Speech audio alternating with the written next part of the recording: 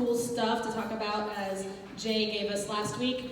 I literally found out like an hour ago I was going to do this. So my story will be short. I come from a long line of military veterans in my family. Every branch has been covered, every war. And I am the first girl in a line of 6 children. My oldest brother opted for the Air Force. We thought that was a cop-out. So my next brother decided to go to the Marines, and he validated the rest of us in that choice. So then my next brother decided to go Navy. And I was one of those girls who never got to travel, never got to get out of my small little bubble of a world in rural North Carolina. Yes, I'm a hillbilly. So I decided to follow in my brother's footsteps and in my family's line. And my favorite uncle went into the Army.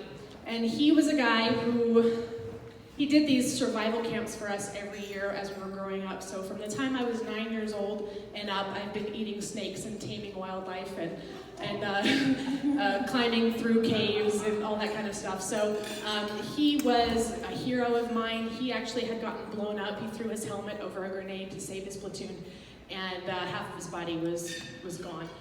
So he was sort of my role model. He was my hero, so I decided to join the Army after him. So I did not stay in long, so the story will be short. I did my basic training in Camp Jackson, South Carolina. It was like summer camp, y'all. No, there's probably not a lot of people who would say that about basic training, but having the background that I did, I loved it. I was a shy girl until I stepped off that bus and was made squad leader on my first day. I was the only person who kept that role throughout basic training, and I just had a blast. I am naturally competitive. I didn't realize that until I went in. So running faster than my friends was what I would strive to do. I got to the A team pretty quick. And then after basic, my next duty station was going to be in Germany. However, at the time I was engaged to someone, and he had a business and wasn't able to travel.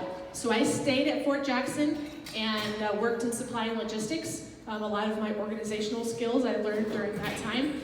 And after that, I got out. It wasn't very long. I didn't travel anywhere. My goal for going in was to be able to travel and meet new people, but that didn't happen.